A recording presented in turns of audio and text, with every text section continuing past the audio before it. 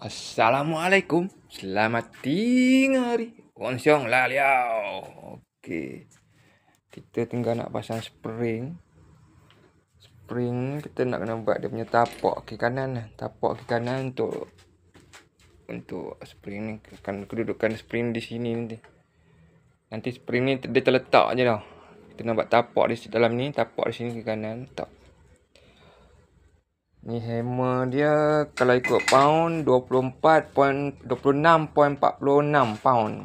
26.46 pound. Kalau ikut kilo itu ke 12 kilo lah, tapi takkan 12 kilo. Kita biasa angkat beras 15 kilo.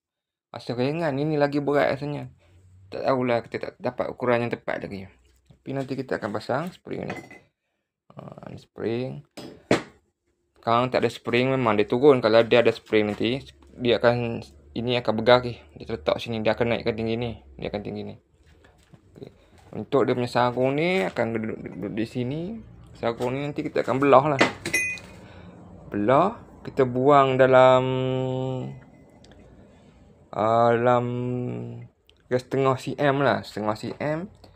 Lepas tu kita letak keping pelik sini, keping pelik sini. Kita buat lubang lah. Sini ke pelik, yang sini untuk yang perempuannya, yang jantannya sini. Nanti dia akan masuk lah tengah-tengah macam ni.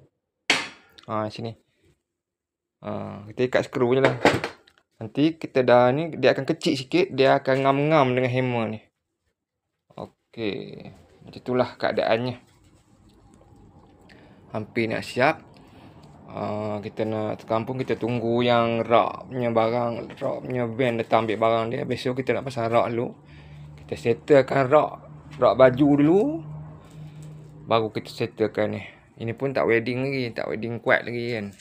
Kita baru tag je. Nanti dah settle, tak ada apa kesalahan, baru kita team terus. Wedding kuat terus. Okey, cukup sampai di situ saja. Assalamualaikum. Wang Xiong Chao Sin. Bye bye.